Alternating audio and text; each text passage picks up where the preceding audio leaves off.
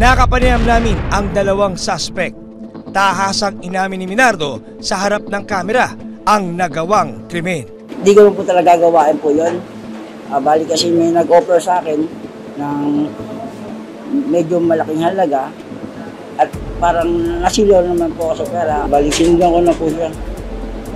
Doon ko na po yung sinagawa ko yung pinag-uutos po sa akin. Inunduyan ko na po siya ng saksak. Ang suspect na si Minardo, kakilala pala ng biktima at ng mga kaanak nito. Ma'am, kilala niyo ba ito si Minardo? Kababata po ng kuya ko yung Minardo. At yung papa ko po parang anak-anak niya na po yun.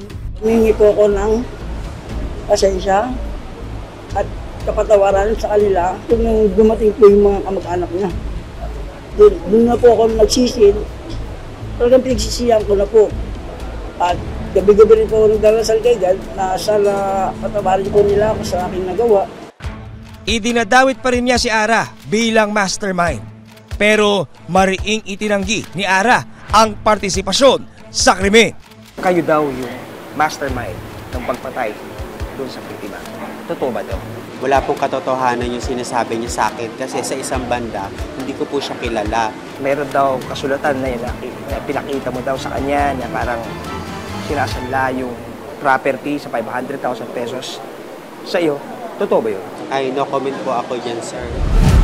Hindi lubos maisip ng pamilya ni Mang Antonio na sa trahedya hahantong ang kabaitang ipinakita niya sa kanyang tenant na si Ara.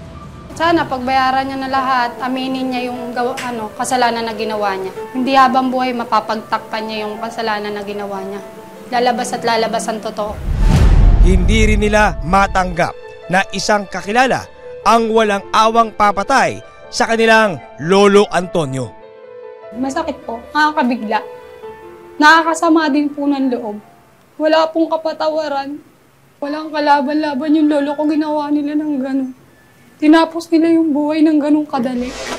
Pangako nila, hindi sila titigil hanggat hindi nakakamit ang hustisya para sa pinakamamahal na kaanak.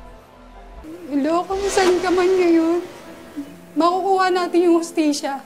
Ilalaban natin hanggang dulo to, hanggang sa mapanalo natin. Mabubulok po sila sa bilangguan, Lolo.